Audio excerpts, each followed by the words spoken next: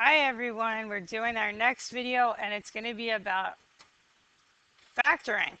So a couple of things, we have 4 questions that are intro to factoring, like basic factoring from back in the day. And I want to see if you can do these, okay? I'm going to give you a hint. I'm not going to do them out. I want to see if you could try them. There are 4 here. The first one is, as you can see, there are 2 terms. 1, 2. They're connected by subtraction. That's called difference. And notice they're perfect squares. So number 1 is going to be called difference of 2 perfect squares or dots. Okay, so I want you to see if you could try that one. Number 2 has 3 terms. 1, 2, 3. So this is called trinomial. And this is one where you do double bubble. And you have to figure out what multiplies to this first term. And then separately what multiplies to the last term using an AM method. Okay, so I want you to see if you could try that. Again, we're going to go over it in class, but I just want you to try these tonight. The third one, also 2 terms, 1, 2, connected by subtraction. So this is going to be dots again, and they're perfect squares. Remember, you do your double bubble, and you take the square root of each term. And then number 4, 3 terms again, 1, 2, 3. This is another trinomial. And this is another one where you have to do the AM method. You have to figure out what adds up to negative 15 and multiplies to 50. Okay, so those 4 I want you to try on your own tonight and see how you do. And then we're going to pick it up and go to the next one, which is called all about grouping. So Algebra 1 was the basic factoring. Algebra 2 is the grouping. As you can see, the steps are written here, and we're going to go through each step as we go. Number 5 says, write each of the following in factored form. We're going to factor these by grouping. There are 4 terms here, 1, 2, 3, 4. And we see it's a little bit different than what we've seen before because up there, we only had 2 terms or 3 terms at most. Now we have 4 terms. So the first thing you're going to do is you're going to break up the expression into groups of 2, like 2 and 2. So you're going to do 2 of these, and I do 2 of these. I make little brackets. And then the next thing you're going to do is you're going to look at the first 2 terms, and you're going to do the GCF, which is called the greatest common factor. And then you're going to group the next 2 terms together, and you're going to do the GCF, which is the greatest common factor. So let's do it. What is the GCF of a cubed and a squared? I'm hoping you guys know that it's a squared. When you do a GCF, you look for the biggest term that goes into both of these terms. So it's a squared. Then what you do is you divide both terms by the GCF of a squared and see what's left over. And whatever's left over is going to go in the parentheses. So remember, when we divide, we subtract exponents. So we're going to get 3 minus 2, which is a to the first, plus a squared divided by a squared is 1. Now we look at the next 2 terms, and the next 2 terms we're going to find the GCF. So what is the GCF of negative 2a and negative 2?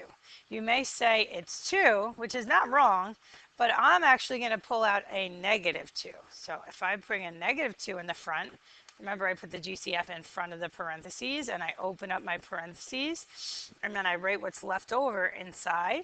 I'm going to divide both of these terms now by negative 2. Now, why did I do a negative 2? I'm going to show you. When I divide by a negative, it's going to change all my signs. So when I do negative 2a divided by negative 2, I'm going to get positive a. And when I do negative 2 divided by negative 2, I'm going to get positive 1.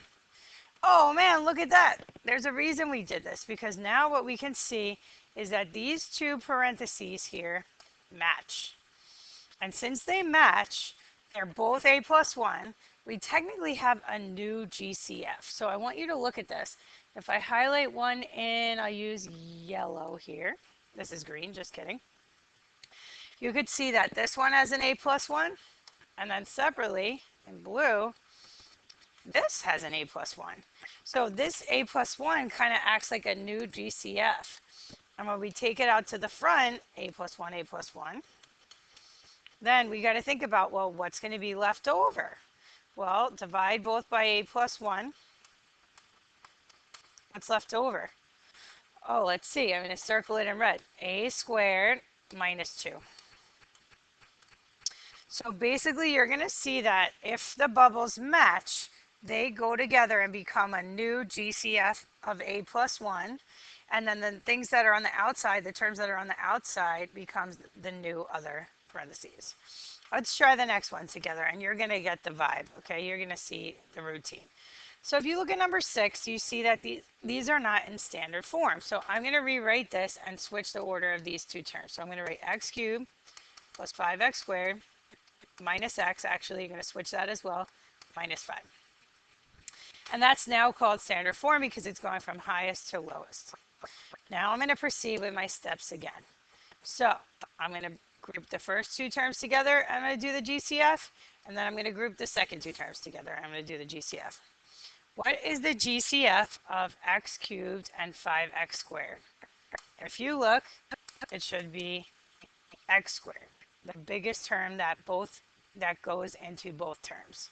So when I do this, I'm going to divide out by x squared. And I'm going to write what's left over. So now I have left 3 minus 2, x to the first, plus 5. The x squareds cancel out. I'm hoping you guys could see that. Now I'm going to look at the second one, which is negative x minus 5. Now, technically, nothing really goes in there except for a 1, but I'm going to take out a negative 1. And the reason why I do this is that I'm going to start to see I want to get a bubble to match of x plus 5. And right now I have the opposite. I have negative x minus 5. So I want to take out a negative 1 from both of those terms so that I'm basically manufacturing the same parentheses bubble. Now I have a GCF of x plus 5. Here it is, x plus 5, x plus 5. That matches and it goes into 1. And then what's left over is going to go in the other bubble. So what's left over? X squared minus 1. Now I think I'm done, right? But I have to make sure that if I could go a little further, I'm going to go a little further. So I actually could go further with this one here because this is dots. So I see two terms, they're perfect squares, and I can do double bubble. And I can find the square root of each term, okay? So the square root of x squared is x, so I do xx. The square root of 1 is 1, so I do 1, 1. And you remember with dots, you do 1 plus and 1 minus. And then I have this other x plus 5. I'm just going to bring it down. So my final answer actually has 3 terms, or 3 factors, and they are x plus 5, x plus 1, x minus 1. Okay, I'm going to do one more with you, and then I want you to try. So number 7 now. Let's look at it. We have 4 terms, so that means grouping. So again, let's just remind ourselves, if we see 4 terms, we're going to look to do this grouping process, okay? Here we go. Group the first 2 terms together, do the GCF. Group the second 2 terms together, do the GCF. So hopefully now you're thinking the GCF of a cubed and negative 2a squared is a squared. So we're going to take out an a squared, divide by a squared. What's going to be left over? We're going to have a to the first minus 2. And then you look at the second 2 terms. And what's the GCF of 3a minus 6? Hopefully you said to yourself, I want to get the bubbles to match. I want to make this say a minus 2. So what could I divide this by in order to get a minus 2? And hopefully you said, 3. If I divide both of these terms by 3, I'm going to have a minus 2, or 1a minus 2. So this is a positive 3, so it's important to write the sign in front so there's something connecting them. And then you see you have a minus 2 and a minus 2 in common. That goes together in 1. And then what's left over goes in the other bubble, a squared plus 3. Okay, so that's that one. All right, so I want you to try this last one, number 8. It's pretty straightforward. I'm hoping you're going to get it. And then number 9 is a little bit more advanced. There's actually 1, 2, 3, 4, 5, 6 terms. So that's just going to be like 3 times as much fun.